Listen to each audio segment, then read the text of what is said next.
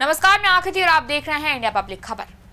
दिल्ली के जंतर मंतर पर आरक्षण के खिलाफ जबरदस्त हल्ला बोल। पुलिस की कार्रवाई, प्रदर्शनकारियों को खींचकर ले जाती दिल्ली पुलिस, जमीन पर लेटकर हंगामा, बसों पर चढ़कर हाई वोल्टेज ड्रामा और फिर आखिरकार घंटों की कड़ी मशक्कत के बाद जंतर मंतर से लाठी के दम पर खदेड़े गए आंदोलनकारी। और यह हंगामा यही नहीं थमा, राजघाट तक पहुंचा ये बवाल, जिसकी गूंज अब दिल्ली से लखनऊ पहुंच गई। जी हाँ, ये बात है जब आरक्षण के लिए पुलिस और सरकार से भिड़ने वाले ये आंदोलनकारी पहुंच गए लखनऊ और रख दी गई एक प्रेस कॉन्फ्रेंस। और हैरानी की बात यह है कि उस पीसी में खुद उत्तर प्रदेश के डिप्टी सीएम ब्रजेश पाठक भी मौजूद थे और इसी पीसी में एक बहुत बड़ा ऐलान किया इस पूरे प्रदर्शन के सूत्रधार हर्ष दुबे और डिप्टी सीएम ब्रजेश पाठक ने, जिसने लखनऊ से दिल्ली तक के सियासी गलियारों में खलबली मचाकर रख दी है। दरअसल उत्तर प्रदेश की राजनीति में इन दिनों आरक्षण के मुद्दे को लेकर जमकर सियासत हो रही है। आलम यह है कि एक तरफ जहां डिप्टी सीएम ब्रजेश पाठक आरक्षण हटाओ आंदोलन के चेहरा रहे हर्ष दुबे के साथ प्रेस कॉन्फ्रेंस करते हैं, तो वहीं दूसरी तरफ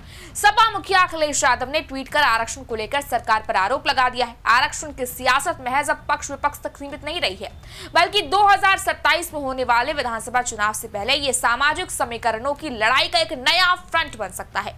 आपको बता दें कि बीते 22 अगस्त को डिप्टी सीएम ब्रजेश पाठक ने आरक्षण सुधार आंदोलन के नेता हर्ष दुबे और छात्रों के प्रतिनिधि मंडल से मुलाकात कर उनकी डिमांड्स को केंद्रीय नेतृत्व तक पहुंचाने का आश्वासन दिया है, जबकि अखिलेश यादव ने इसे आरक्षण को खत्म करने की एक साजिश बताया है।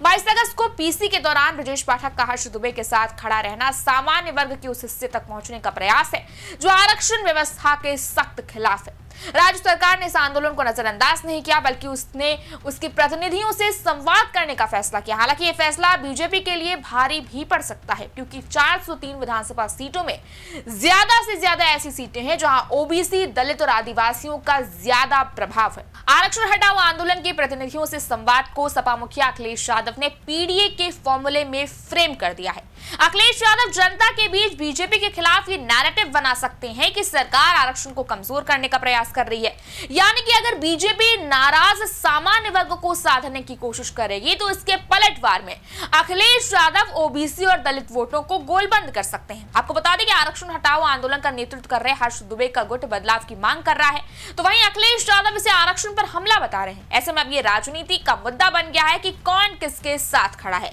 क्योंकि एक तरफ जहां बीजेपी नाराज सामान्य वर्ग को यह एहसास करा रही है कि वो उसकी समस्याओं को सुनने को तैयार है, तो वहीं दूसरी तरफ सपा ये संदेश देना चाह रही है कि सूबे के दलितों और ओबीसी के साथ उनकी पार्टी खड़ी है।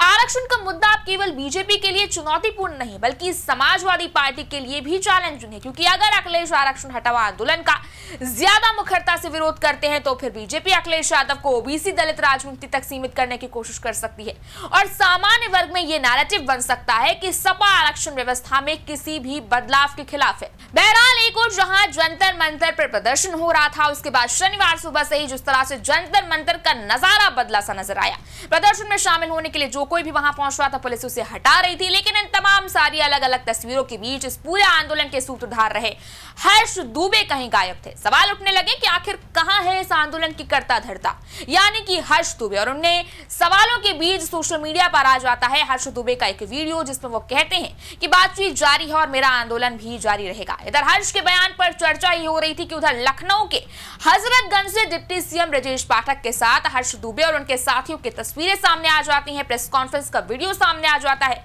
लेकिन सवाल यह है कि आखिर इस पूरी पिक्चर में ब्रजेश पाठक की एंट्री कहां से होगी और आखिर किस तरीके से वो इस पूरे आंदोलन में एक मीडिएटर की भूमिका निभाने वाले हैं, क्योंकि खुद इसी पीसी में ब्रजेश पाठक ने ये भरोसा दिलाया और ऐलान किया है कि वो इन छात्रों के साथ हैं और इनकी बात को वो केंद्रीय नेतृत्व तक जरूर पहुंचाएंगे। और साथ ही 2 दिन बाद केंद्रीय मंत्रियों के साथ बैठक में वो छात्रों के इस मुद्दे पर बातचीत भी जरूर करेंगे, यानी कि दिल्ली की सड़कों पर उठी आवाज अब सरकार की चौखट तक पहुंच गई है। ऐसे में साल 2027 के विधानसभा चुनाव में भी उन सीटों पर इस मुद्दे का असर दिख सकता है जहां ओबीसी और सामान्य वर्गों के बीच कम वोटों का अंतर है, जहां नतीजे हल्की सी स्विंग से भी बदले सकते हैं। हालांकि अभी यह देखना है कि आंदोलन कहां तक पहुंचता है, क्योंकि अभी कुछ भी अंदाजा लगाना जल्दबाजी होगा।